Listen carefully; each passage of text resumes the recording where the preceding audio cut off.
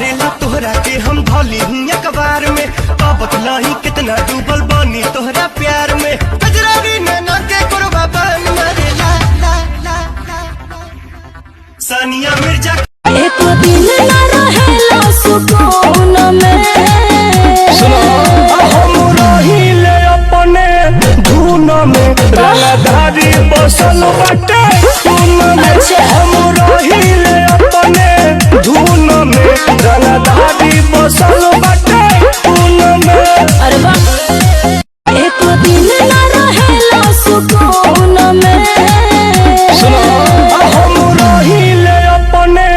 धुन में रंगधारी बसल बाटे धुन में हम रहिले अपने धुन में रंगधारी बसल बाटे धुन में। अरे वाह देखवा हमाल बटे बगली में तो स्टेज के ऊपर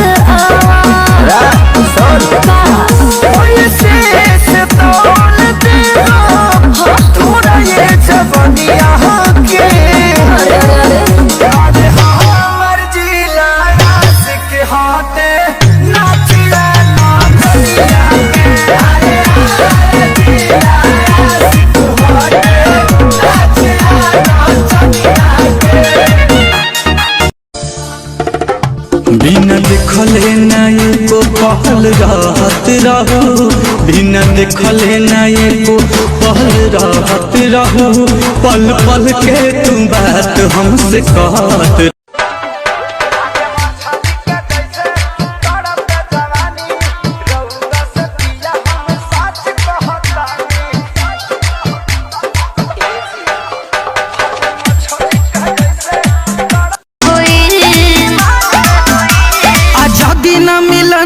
जहान में होई अब की मिलन आसमान में होई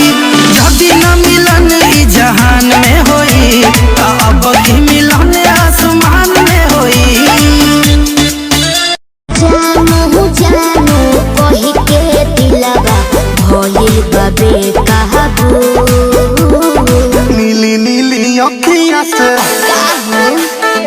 कोई दिलू जादू लागता कि साचो मर जाई। अरे आम ले लो अब चतानी सरे आम ले लो कैसे बा हो लगे आके खुले आम ले लो बाधे रही टी तमाम ले लो न टाइम वेस्ट करो टेस्ट अभी टट के है अरे टट के है तुम देखी जरा